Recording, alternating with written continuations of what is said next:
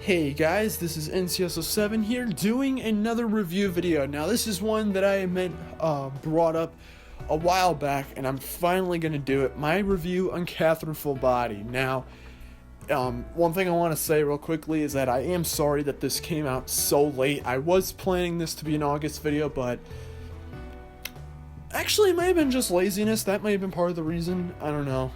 But I'm gonna be reviewing this game today, and keep in mind this is the Nintendo Switch version, as that's the version of the game that I played. And let's get started. I mean, there's no better way to start this. So let's start with the presentation of the game. And the presentation of this game is pretty different from like a lot of other games. It's kind of a mix between a horror game and like a romantic drama kind of game. Essentially, like, you're this guy who pretty much has like this dating problem where essentially he's dating this chick named Catherine with the K, and then he eventually meets this one girl that is also named Catherine with a C, and then there's this other girl named Rin who's actually Catherine with a Q, and like she plays the piano, and like he gets stuck in this whole weird love square thing. And he essentially has to make the decision of what he wants to do. And it's definitely a very interesting idea. And this boils down to a lot of other stuff too. But we'll get into that once the gameplay, because that's more for the gameplay part. And in terms of graphics and like the performance, the game looks really good. Whether it's docked or undocked, the game looks great. Not necessarily the best it could be. It could definitely be a little bit smoother here and there.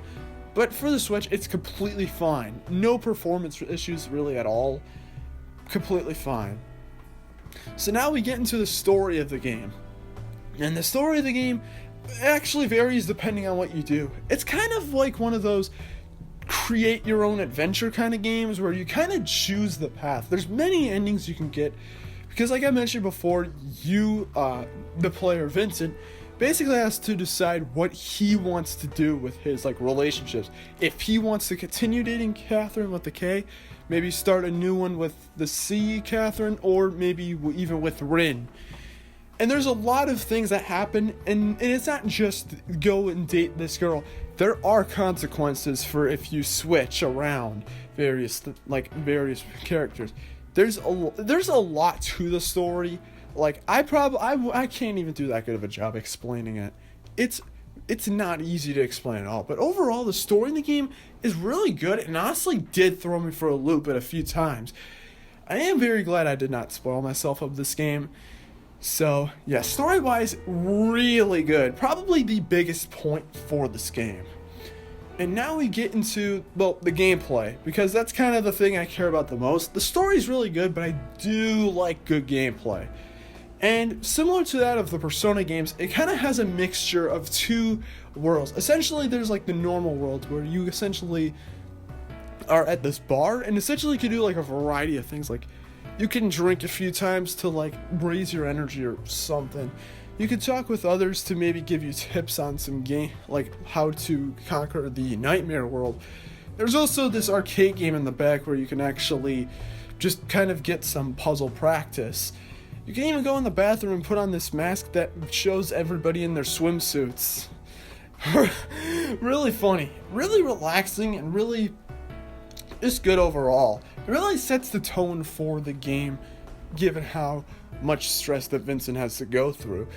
But this is just the real world stress. What about the nightmare stress? Because essentially every single night, apparently anybody who's cheating essentially gets put in this nightmare world where they essentially have to climb to the top of these towers by climbing and moving around blocks. And it's alright. I will be honest, this is the most vocal part of the game. It is a puzzle game, to be completely fair, but I don't know. This isn't necessarily my favorite puzzle game ever. It's definitely good, don't get me wrong. You essentially have to ascend the tower before like the monsters come after you and all that stuff. And it's good, but I definitely will say that's not necessarily my favorite gameplay out there. Maybe it's just because I'm not good at it, or maybe it's just the fact that I'm just not necessarily into puzzle games. But it is fine. It is good gameplay, especially if you're into puzzle games. Although personally, I don't know. There are some things that I feel could be a lot better, but it's whatever. It's whatever. It's still pretty good overall. And you essentially like do these levels throughout the night. And every time you complete a level, you kind of get this little area, like this area in between levels where you can essentially talk to other, I guess you could say consistent other sheep, and like talk to them to get, and you can get tips and stuff like that. And before you go to the next level, you will always answer this question that will basically determine what kind of ending you get. Kind of like, do you care more about looks or the beauty within or something like that? Questions like that. They'll give you questions like that can basically determine the ending you get. There's also this little meter that pops up as well that basically shows you if you're on the fun side or if you're on the order kind of side. It's very interesting and pretty in-depth, honestly, from what I expected. So overall, the gameplay to this game is pretty good. I wouldn't necessarily say it's my favorite, but it's definitely really intriguing. But, of course, gameplay isn't great if the controls suck, and thankfully this game's controls don't suck. They're completely fine. There's nothing to really say about that. And in terms of the game's amount of content, well, this game is $50, although this is a remaster of an older game, Catherine, from 2011. So, for $50, there is a lot to the game. Like, I beat the game in like 10 hours, I would say. But the thing about this game, though, is that it's very reliant on multiple playthroughs. It's not just a one and done like many games are. This game, you gotta do like multiple playthroughs if you really want to understand the endings. And to be honest, it's okay, but I understand, but I also feel like it can make the game pretty repetitive, to be honest. It's whatever though. It definitely gets more interesting like in the later days and all that stuff, but definitely isn't my favorite. But in terms of content, the game's fine. It also has, like, aside from, like, the story mode, it has other stuff, like a kind of challenge mode sort of thing, where you have to, like, just get as high as you can and, like, babble. And overall content-wise, the game's pretty good at it. And in terms of the soundtrack, it's good.